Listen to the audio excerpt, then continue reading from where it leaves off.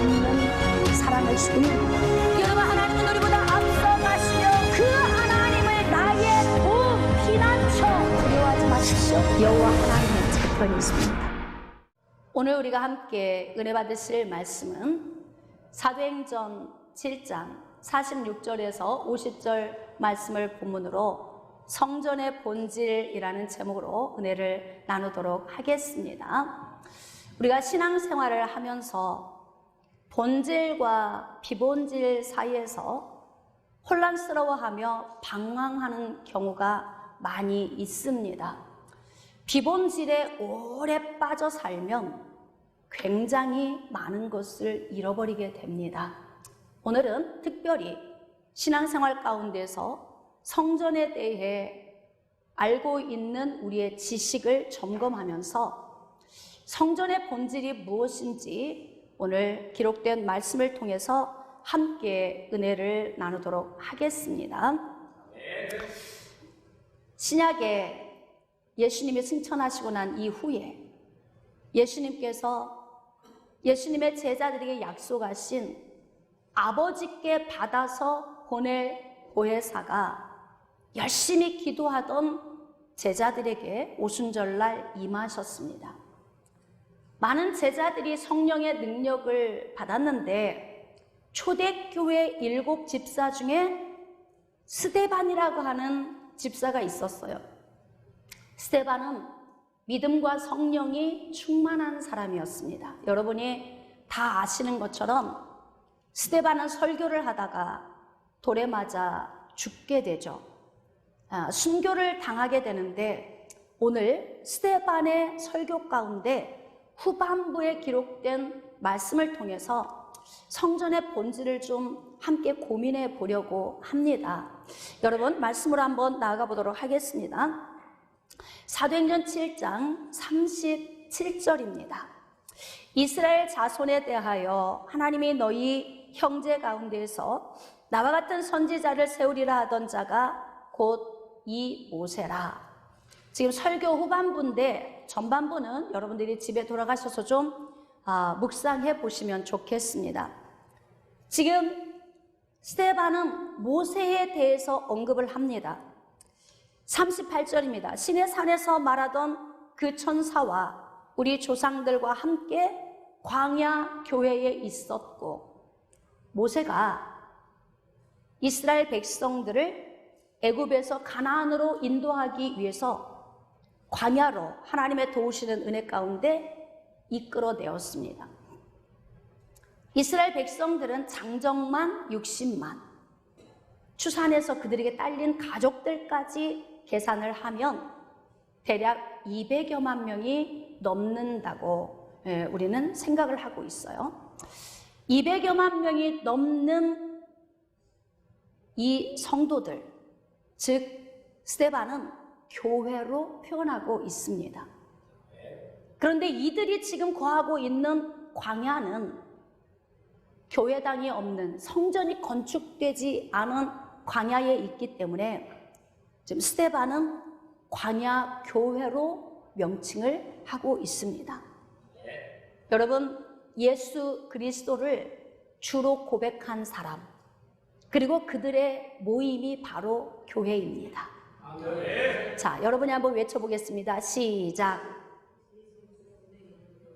그럼요, 그러실 줄 알았어요, 제가. 이제 다시 한번 외쳐볼까요? 시작. 자, 여러분이 지금 설교를 안 듣고 있다는 이야기예요. 그냥 늘 습관처럼 멍하게 듣고 있어요. 여러분, 만약에 오늘 여러분이 듣는 이 말씀을 지금까지 들어온 것처럼 아무 생각 없이 듣는다면 여러분은 비본질에서 또 수없이 많은 것을 잃어버리게 될 것입니다. 집중해서 들어주시길 원합니다. 예수 그리스도를 주로 고백한 사람, 그들의 모임이 교회입니다. 자, 시작. 예수 그리스도를 주로 고백한 사람을 자, 교회 당과 교회는 반드시 구분을 하셔야 합니다. 그러면 지금 이 시대의 교회는 누구입니까? 다시 여러분이 오늘 이게 설교 지금 전반부에서 이게 여러분이 정립이 안 되면 굉장히 좀 설교를 들을 때 좀 혼란스러울 거예요. 그래서 제가 이렇게 강력하게 짚고 넘어가는 이유가 있어요. 이게 먼저 정립이 돼야 오늘 설교가 이해가 될 거예요. 자, 여기 앉아 있는 이 모임, 회중이 바로 교회입니다. 여러분 한 사람 한 사람은 교회이고 우리 이 모든 모임은 바로 그룹, 즉 큰 교회입니다. 지금 스데반이 광야 교회에 대해서 이야기를 하고 있어요. 광야 교회는 추정해서 약 200여만 명의 교회가 회중으로 모여 있는 거예요. 또 살아있는 말씀을 받아 우리에게 주던 자가 이 사람이라. 자, 모세는 광야 교회를 이끌어가는 영적 지도자였습니다. 자, 44절입니다. 광야에서 우리 조상들에게 증거의 장막이 있었으니, 자, 증거의 장막은 성막을 의미합니다. 여러분, 추정해서 200여만 명 되는 교회가 교회당이 없어요. 다시 말하면 성전이 없습니다. 구심점이 없지요. 애굽에서 종살이하던 이스라엘 백성들의 신앙이 정립이 잘 되지 않은 상태에서 하나님의 주권적인 계획에 의해서 애굽에서 황급하게 가나안으로 향해 지금 가고 있는 중인데 구심점이 없기 때문에 하나님에 대해서 알려야 될 필요성이 있는 거예요. 그래서 하나님께서 모세를 신의 산으로 부르시고 그 가운데서 하나님의 말씀을 주시면서 성막을 만들도록 명령을 하셨습니다. 이제 모세는 이스라엘 백성들과 함께 성막을 만들었습니다. 이 성막 안에서 주로 이루어지는 일은 제사입니다. 여러분, 제사가 왜 필요할까요? 응? 누가? 할렐루야. 알려면 정확히 아셔야 돼요. 자, 여러분, 제사가 왜 필요하냐면 죄인이 하나님께 나아가기 위해서 반드시 필요한 거예요. 왜냐하면 죄인은 하나님께 나아갈 수 없기 때문에 그렇습니다. 그래서 죄인은 죄의 문제를 해결받고 난 후에 하나님께 나아가기 위해서 하나님께서 제정해 주신 제사의 제도를 통해서 짐승을 잡아 피를 흘리고 그 피를 제단에 쏟고 분향단에 쏟고 1년에 한 번씩 대속죄일에 지성소에 있는 속죄소 위에 피를 쏟으면서 이스라엘 백성들의 죄 문제를 해결받았습니다. 그러니까 성막의 본질은 죄를 해결받는 곳이에요. 그래서 성막에서 드리는 이 제사는 앞으로 오실 여자의 후손인 예수 그리스도를 바라보며 구원받게 하는 그런 효력을 발생시키는 곳입니다. 이것이 성막의 본질입니다. 성막 안에는 많은 집기류들이 있습니다. 물론 하나님은 이 집기류들을 거룩하게 구분하고 있고 아무나 만질 수 없도록 레위 자손들을 통해서 특별히 관리하도록 말씀하셨지만 사실 그것은 본질이 아니에요. 하나님의 본질은 성막을 주신 이유가 예수 그리스도를 바라보게 하기 위한 것입니다. 여러분, 성막은 곧 예수 그리스도를 예표하는 것입니다. 그래서 지금 스데반은 광야에서 조상들에게, 즉 광야 교회에 증거 장막이 있었다고 얘기하고 있어요. 이것은 모세에게 말씀하신 이가 명하사 그가 본 그 양식대로 만들게 하신 것이라. 자, 46절입니다. 다윗이 하나님 앞에서 은혜를 받아 야곱의 집을 위하여 하나님의 처소를 준비하게 하여 달라고 하더니 이 법궤가 안치된 성막이 계속 이스라엘 백성들 안에 거하고 있었던 거예요. 이것이 다윗의 시대까지 왔습니다. 그런데 다윗이 하나님의 전을 건축하고 싶었던 거예요. 이유는 자신은 백향목궁에 거하고 있는데 하나님의 궤가 왕궁 뜰에 초라하게 있는 모습을 보니 하나님 앞에 너무 죄송해서 건축하고 싶었습니다. 그런데 하나님께서 다윗이 전쟁을 통해 피를 많이 흘렸기 때문에 거절하시고 네 몸에서 날 씨 그 이름을 솔로몬이라 하라. 그가 나를 위하여 전을 건축하리라. 아멘. 그래서 다윗은 하나님의 전을 가지 못하고 재료를 준비하고 설계도를 다 하나님께 받아서 준비하고 있다가 솔로몬에게 위임을 해줬습니다. 47절 말씀입니다. 솔로몬이 그를 위하여 집을 지었느니라. 솔로몬이 지은 성전은 성막의 확대된 건물이에요. 그러니까 솔로몬 성전은 성막의 모형과 똑같이 좀 더 크게 지어진 건축물입니다. 그러면 성전의 본질은 무엇일까요? 자, 성전의 본질, 제가 조금 전에 설명을 다 했어요. 성막은 곧 성전이고 성전은 곧 성막입니다. 여러분, 성전의 본질이 무엇일까요?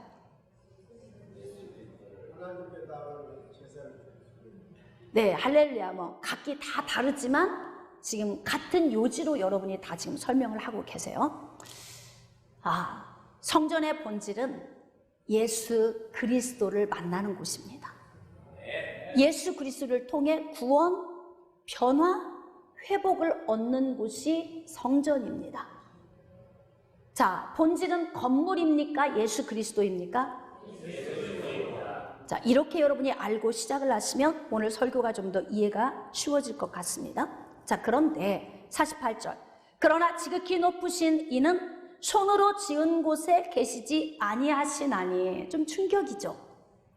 얼마나 정성을 들여서 성전 건축을 했습니까? 그런데 하나님이 계시지 않는다고 말씀하세요? 그러면 반드시 무언가 이유가 있지 않겠습니까? 자, 열왕기상 9장으로 나갑시다. 구약성경 528쪽 열왕기상 9장 1절입니다.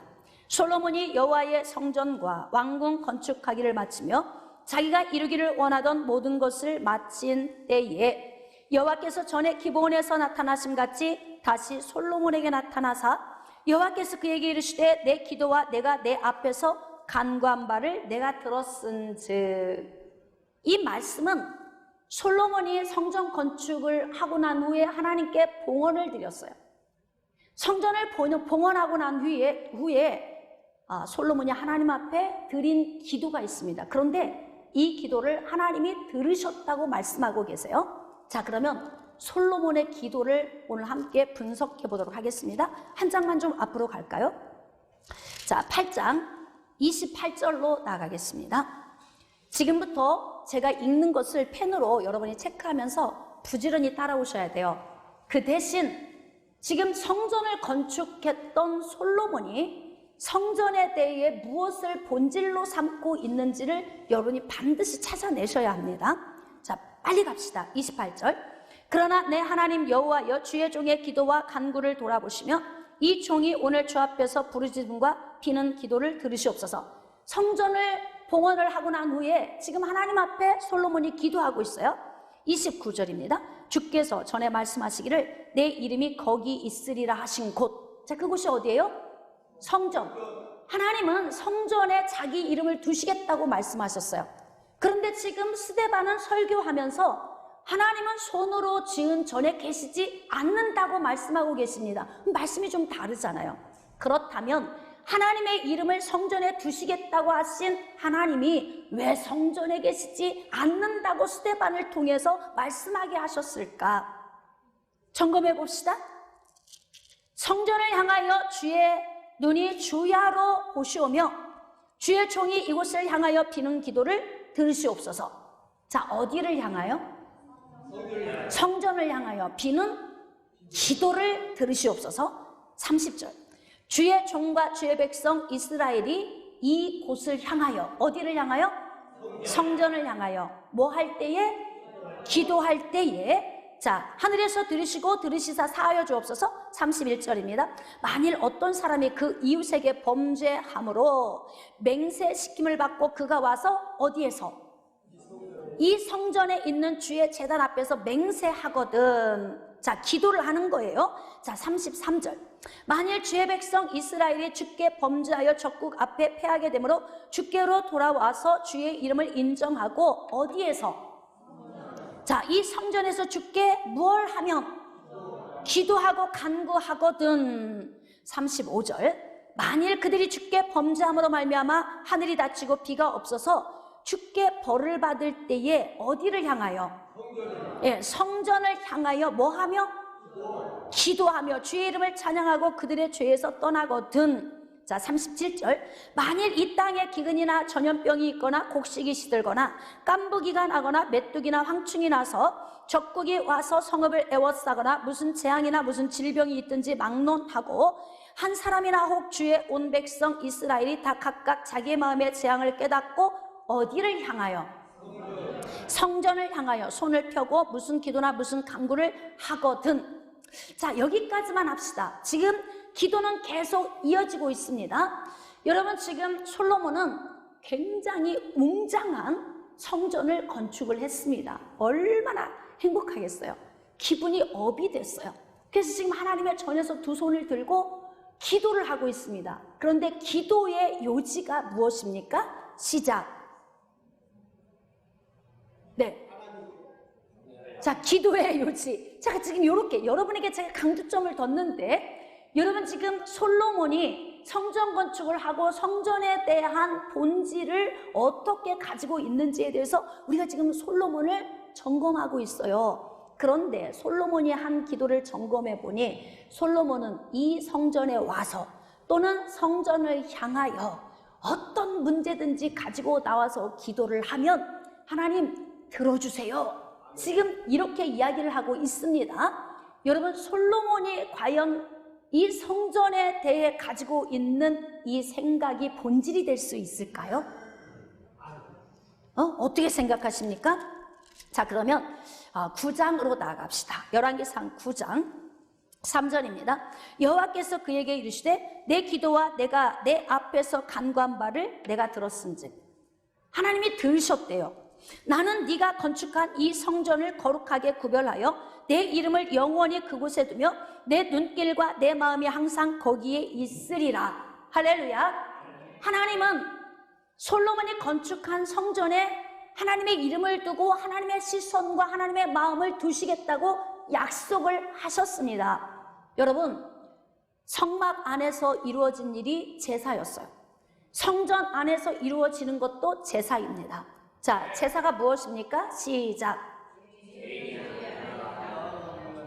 그렇습니다. 죄인이 하나님께 나아가는 방법이에요. 피 흘림의 제사를 통해서 죄사함을 받고 하나님께 나아가지만 구약의 제사는 예수 그리스도를 바라보게 하는 효력을 갖는다라고 제가 조금 전에 여러분에게 말씀을 드렸어요. 근데 하나님께서 지금 손으로 지은 그 웅장한 성전에 하나님의 시선과 하나님의 마음을 두고 하나님의 이름을 두시겠다고 약속을 하셨어요. 자, 그러나 하나님은 반드시 단서를 달고 계십니다.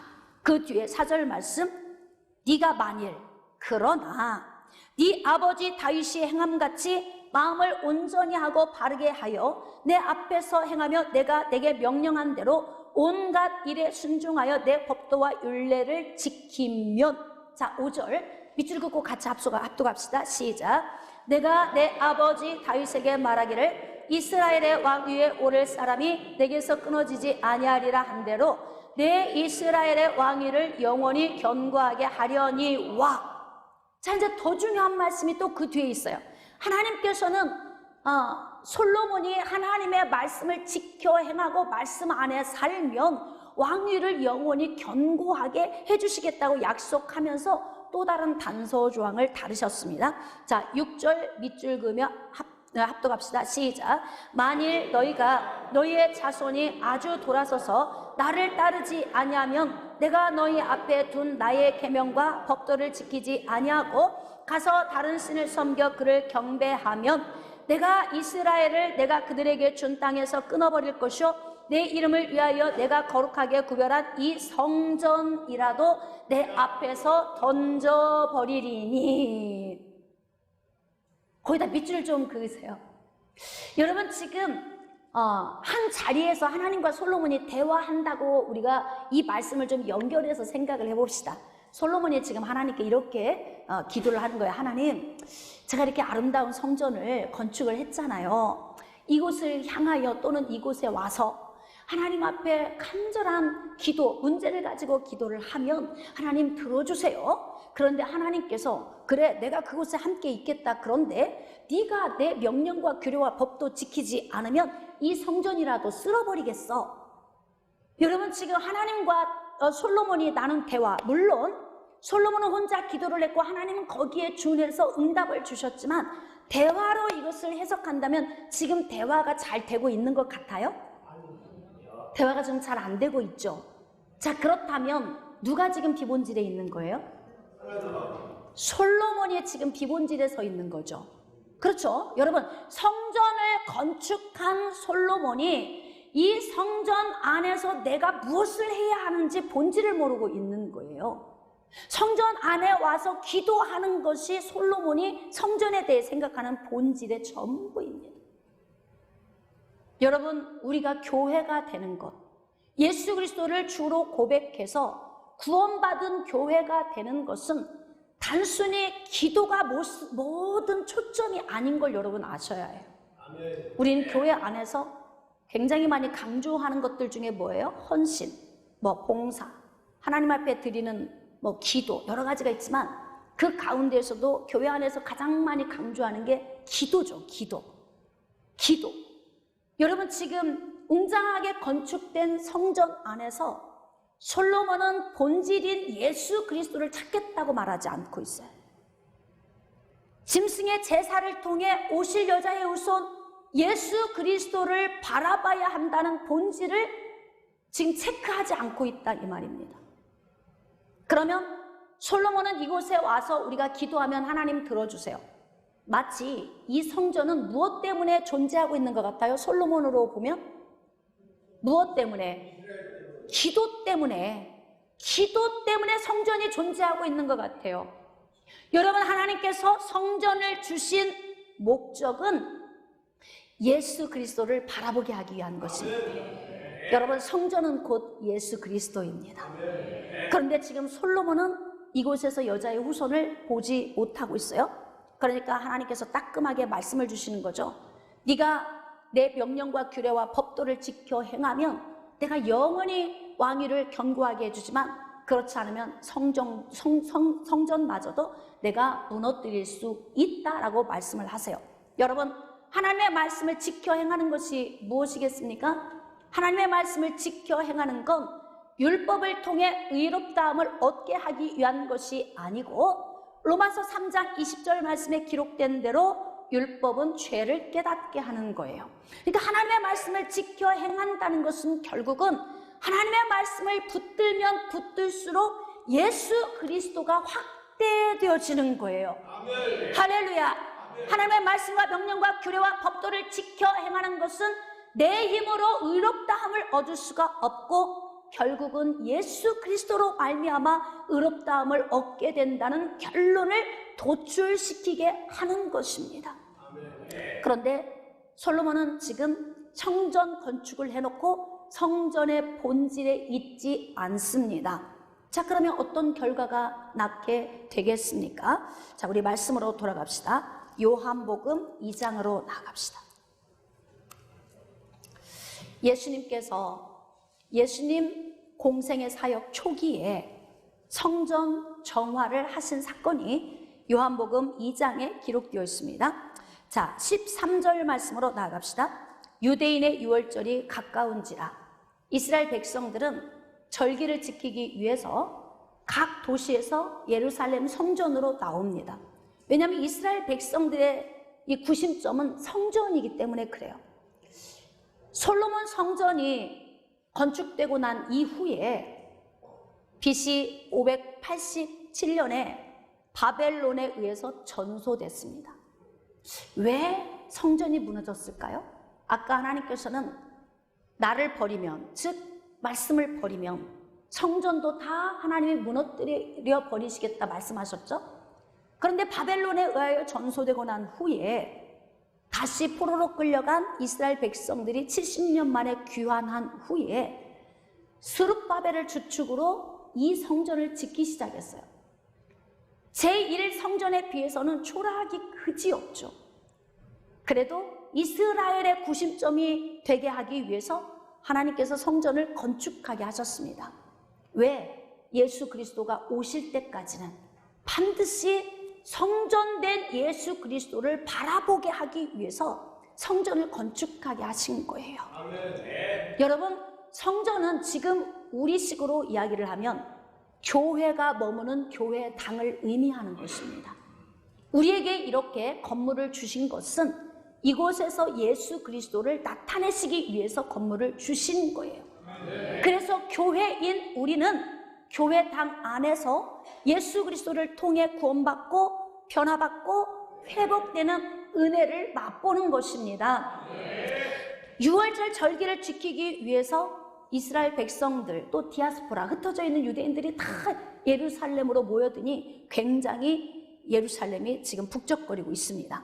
예수께서 예루살렘으로 올라가셨더니 성전 안에서 소와 양과 비둘기 파는 사람들과 성전 안에 예수님이 가셨는데 성전 안에서 이상한 것을 발견하기 시작한 거예요. 여러분, 이 성전은 제3성전인 헤롯 성전을 의미합니다. 스룹바벨 성전이 초라해요.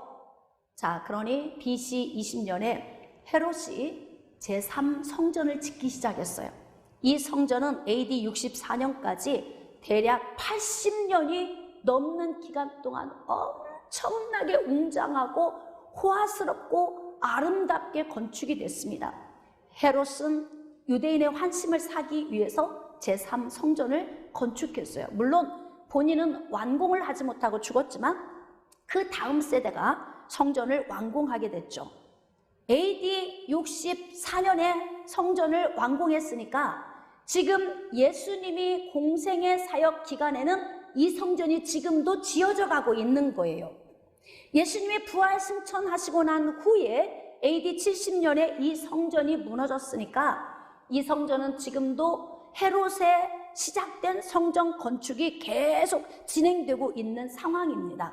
이때 예수님께서 성전 안으로 들어가셨는데 이상한 모습을 발견하기 시작한 거예요.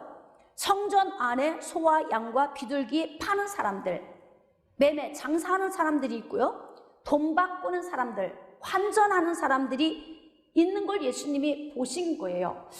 우리가 이 광경을 좀 고민할 필요가 있습니다. 대제사장들이 멀리서 이렇게 짐승을, 흠없는 짐승을 가져오잖아요. 그러면 자꾸 흠이 있다고 흠집을 잡아가지고 받아주지 않아요. 그래서 이것은 흠집이 있으니까 별로 가치 없다, 싸게 매입을 하고 성전 안에 자신들이 준비해 놓은 짐승을 비싸게 매매를 하는 거예요. 여러분, 그 먼 곳에서 성전에 찾아온 사람들이 짐승의 피를 흘리며 예수 그리스도를 바라보며 죄사함을 받아야 하는 그런 제사 가운데 나아가야 하는데 내가 가지고 온 재물이 흠이 있어서 드릴 수 없다라고 말을 한다면 비싸더라도 어떻게 해야 돼요? 다시 매입을 해서 거룩하다고 하는 그 짐승을 드릴 수밖에 없는 상황이 벌어지지 않겠습니까? 대제사장들은 절기 때마다 수단으로 돈을 벌기 시작하는 거예요. 여러분, 솔로몬은 성전을 건축하고 하나님 이전에 와서 또는 이전을 향하여 기도하면 들어주세요 라고 이야기를 할 때 하나님께서는 내가 내 시선을 두고 내 마음과 내 이름을 이곳에 두겠다고 말씀하시면서 네 기도 다 들어줄게 이렇게 말씀하지 않으셨어요. 그러면 너는 내 말씀과 명령과 규례를 지켜 행할 때 내가 너에게 복을 주겠고 그렇지 않으면 성전까지라도 다 무너뜨리겠다 말씀하셨어요. 아멘. 그런데 지금 이들의 영적 상태는 성전 안에서 매매하고 또 하나님 앞에 헌금을 드리거나 또 이 거룩한 짐승을 구입함에 있어서 외부에서 가지고 온 우상이 그려져 있거나 어떤 사람의 얼굴이 그려져 있는 건 적합하지 않다. 그래서 그런 돈을 먼 나라에서 가지고 오면 여기에서 본인들이 거룩하다고 한 은을 바꿔야 돼요. 환전을 해야 돼요. 이때 여러분 12.5%의 이익을, 마진을 먹는 거예요, 본인들이. 대단하죠? 사기꾼이죠? 교회 안에서 그런 일이 벌어지고 있어요. 자, 예수 그리스도가 있어요, 없어요? 오실 예수 그리스도 바라보고 있어요? 안 보고 있죠? 그러면 성전에서 이루어져야 할 본질에서 멀어진 이들의 모든 행위를 예수님이 지금 보고 있는 거예요. 여러분, 목회를 하고 있는 저는 목회를 하면서 정말 고민을 많이 합니다. 전 어려서부터 신앙생활을 했기 때문에 교회 안에서 이루어지는 생리에 대해서 굉장히 잘 알아요. 저는 목회를 처음 시작할 때 제가 어려서부터 봐왔던 교회의 고질적인 변하지 않는 문제들을 내려놓기 위해서 3가지를 결심을 했습니다. 첫 번째는 절대 교회, 선교회 회비를 걷지 말자. 왜냐하면 교회에 온 초신자들이 막 회비 내라고 하는 것 때문에 시험 들어서 떠나는 걸 저는 평신도 때 종종 봤어요. 그래서 나는 목회하는 가운데 어떤 기관도 회비를 걷지 않도록 해야 되겠다. 자, 2번째. 저는 평신도 때 교회 안에서 장사를 많이 했습니다. 죄송합니다. 성전을 건축한다는 이름으로 떡장사도 하고 기름장사도 하고 뭐 김도 팔고 정말 장사를 많이 했어요. 저는 그때는 평신도였고 앞에서 인도하는 인도자에 따라서 저는 신앙생활을 했기 때문에 그냥 아무 생각 없이 했던 거예요.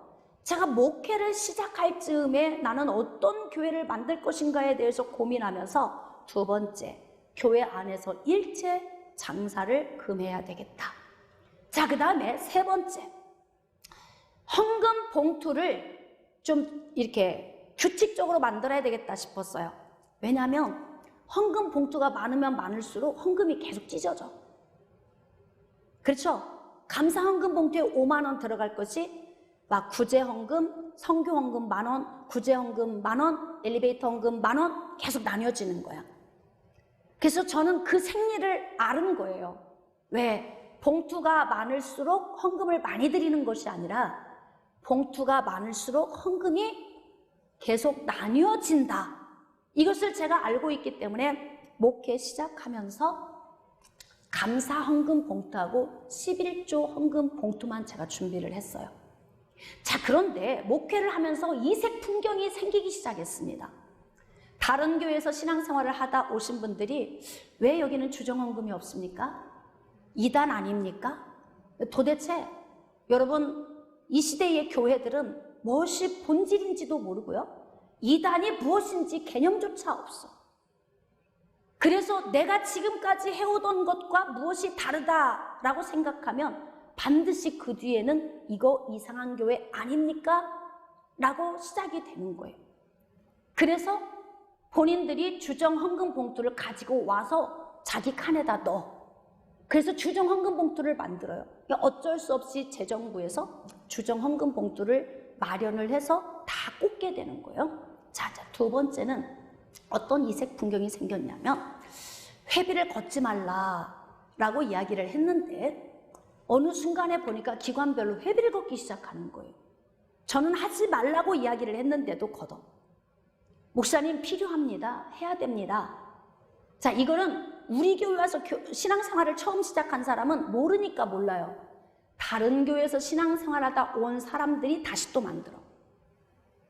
제가 그래서 다시 다 폐지를 시켰어요. 거둔 거 다 돌려줘라. 그렇게 하고 회비 제도를 제가 다 없앴어요.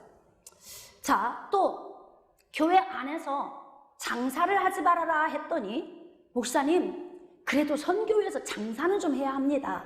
왜냐하면 그동안 해왔던 습관이 있으니까 자꾸 다른 교회에서 신앙생활하다 이렇게 사람들이 합류를 하면 예전에 내가 신앙생활했던 어떤 걸 자꾸 강요를 하기 시작을 하는 거예요.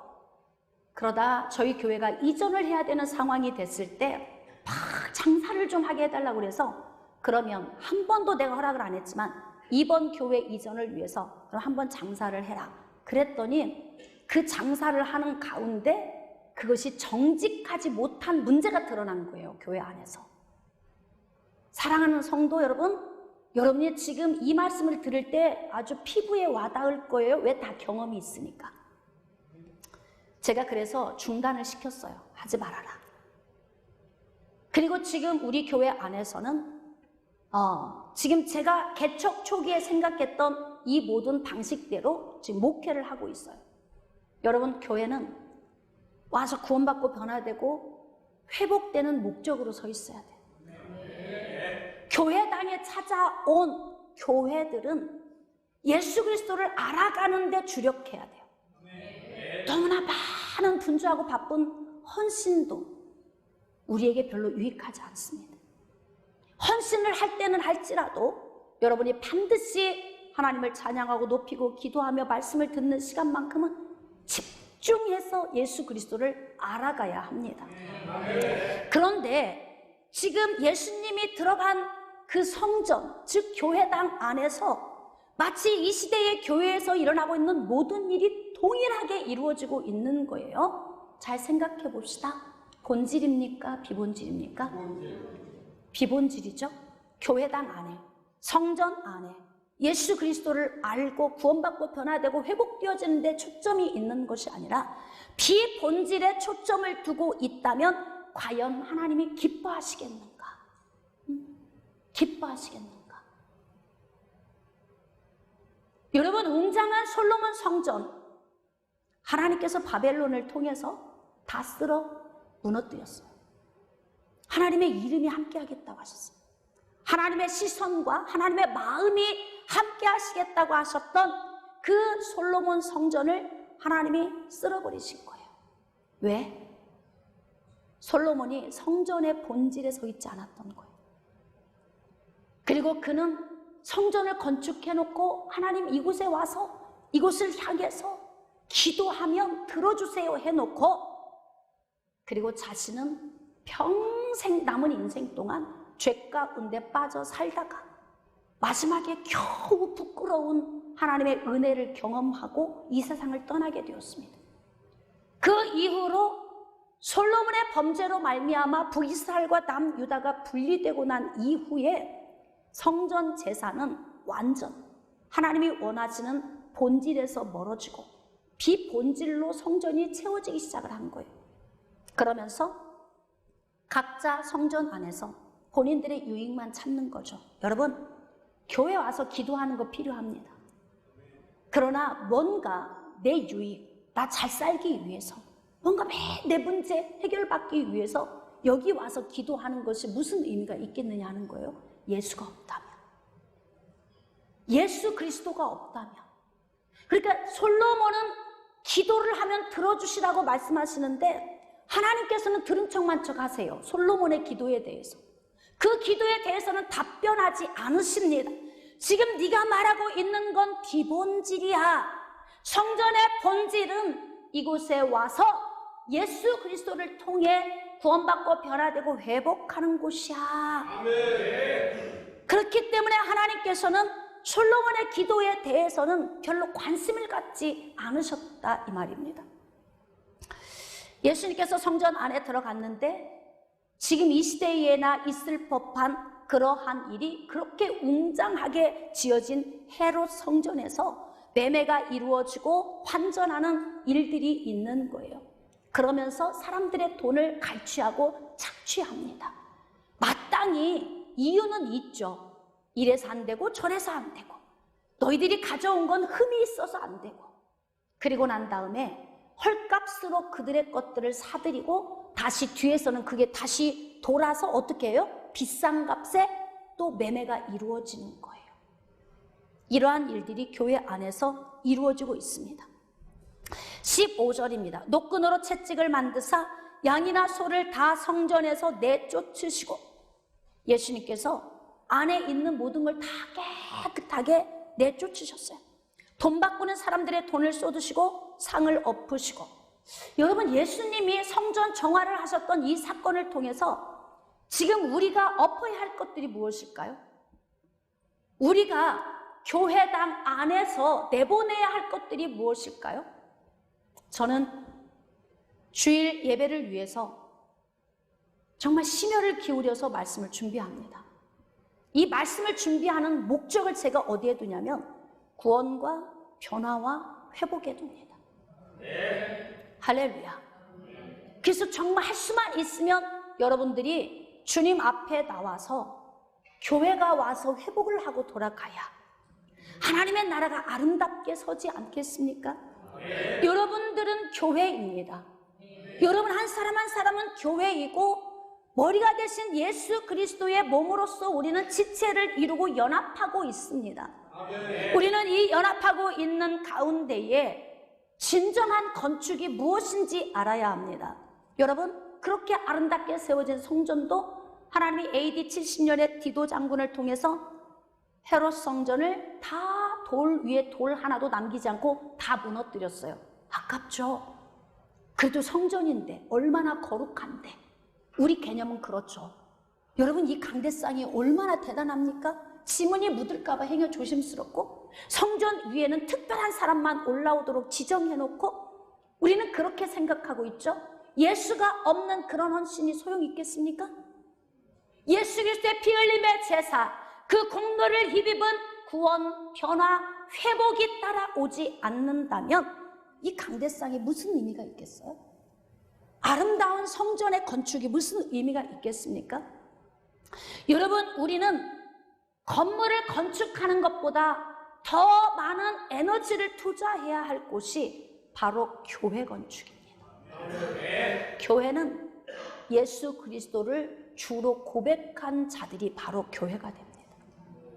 그래서 교회 건축이 잘 되어야 됩니다. 교회 건축이 제대로 이루어지지 않으면 성전 무너지고 나면 하나님의 나라는 그냥 무너지는 거예요. 그냥 무너지는 거예요. 여러분, 성전이 무너지는 건, 건물 무너지는 건 다시 지으면 되는 거예요. 이 성전은 하나님의 성전에 큰 의미를 두고 있지 않아요. 지금 수없이 많은 교회들 가운데 비닐하우스에서, 교회당이 비닐하우스인데 그 안에서 3명의 교회가 예배드릴 수도 있어요. 어느 교회인가는 웅장한 교회당 안에서 몇만 명의 교회가 예배드릴 수도 있겠죠? 여러분, 하나님은 무엇을 기뻐하실까요? 성전의 본질 안에 있는 자들을 하나님은 기뻐하십니다. 아멘. 제가 목회하면서 참 힘들었을 때가 있어요. 저는 상가를 3곳을 전전긍긍하면서 초기 교회를 개척했을 때 상가에서 오랜 시간 머물러 있었어요. 많은 사람들이 교회를 옵니다. 주양 목사님 설교가 너무 좋다고, 은혜롭다고 사람들이 오긴 오는데 정착이 안 되는 거예요. 이유인즉슨 말씀은 좋은데 교회가 상가라서. 그래서 온 사람들이, 굉장히 많은 사람들이 왔다가 빠져나가고 왔다가 빠져나가고, 저는 그런 힘겨운 시기를 지나왔어요. 사랑하는 성도 여러분, 여러분은 어디에 본질을 두고 계십니까? 여러분은 무엇을 본질로 삼고 있습니까? 예수님은 지금 노끈으로 채찍을 만드셔서 양이나 소를 다 성전에서 내쫓으셨어요. 여러분, 지금 교회당 안에, 교회들 가운데 있는 비본질을 오늘 도려내야 합니다. 아멘. 여러분이 헌신 많이 했기 때문에 이 교회에서 난 대단한 사람이다? 비본질이에요. 예수 그리스도가 없다면 그것도 아무 의미가 없는 것입니다. 그래서 예배에 초점을 두고 예수 그리스도를 알아가는 데 초점을 두라고 제가 여러분에게 신신당부하고 있는 거예요. 16절입니다. 비둘기 파는 사람들에게 이르되 이것을 여기서 가져가라. 내 아버지의 집으로 장사하는 집을 만들지 말라. 목회를 사업으로 여기지 말라. 네? 교회 오는 걸 사업을 목적으로 하지 말아라. 뭔가 목회를 기업을 운영하듯이 하지 말아라. 오늘 이런 음성으로 이 말씀이 들리면 복일 텐데요. 주의 종들의 귀에 이렇게 들려야 해요. 사업하듯이 목회하지 말아라. 기업을 경영하듯이 목회하지 말아라. 사랑하는 성도 여러분, 목회자로서 참 고민이 많고 갈등이 많을 때가 있어요. 기업을 경영하듯이 여러분의 마음을, 환심을 사서 움직이면 얼마든지 부흥시키는 거 쉽게 할 수 있어요. 그러나 성전이 웅장하고 아름답다고 하나님이 그걸 기뻐하시겠습니까?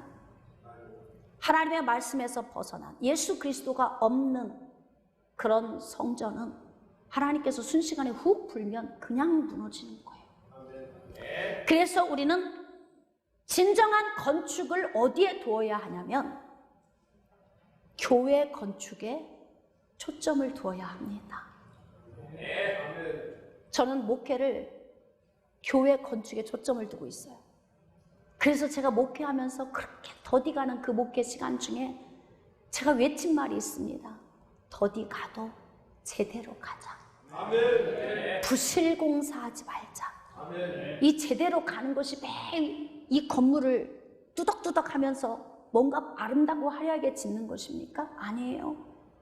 더디 가도 제대로 가자는 이야기는 교회인 여러분 한 분 한 분의 심령을 잘 만지고 회복시키고 하나님의 말씀으로 잘 가르쳐서 이들을 구원시키고 변화시키고 회복시키는 데 초점을 두겠다는 의지였어요. 사랑하는 성도 여러분, 저는 여러분들이 분별력이 있을 수 있기를 원합니다. 성전의 본질은 무엇이냐면 건물에 있지 않습니다. 성전의 본질은 건강한 교회를 세우는 데 있습니다. 자, 지금 제가 이야기한 걸 여러분이 외쳐봅시다. 시작.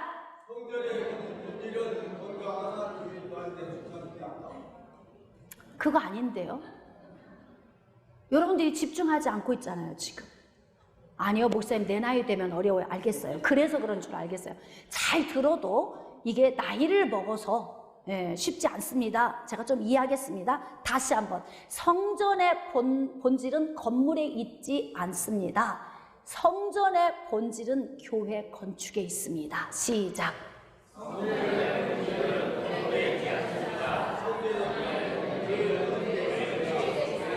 제가 하나만 질문하겠습니다. 교회는 누구입니까? 그렇습니다. 그러니 여러분 지금 건축 잘 되고 있는 거예요? 외부에서 오신 분들과 제가 상담하다 보면 정말 슬프고 답답할 때가 있어요. 구원이 무언 줄도 모르는 사람이 태반이에요. 그런데도 이분들이 얼마나 성경을 아는 것처럼 이야기를 하는지 본질에서 멀어진 신앙생활. 여러분 이런 이 성전 안에 교회가 건축된다면 이게 부실공사 아닙니까? 저는 교회인 여러분들이 제대로 된 건축이 되어서 하나님 나라의 확장에 여러분들이 정말 아름답게 쓰임받는 그런 건축자가 되기를 주님의 이름으로 축복합니다. 아멘.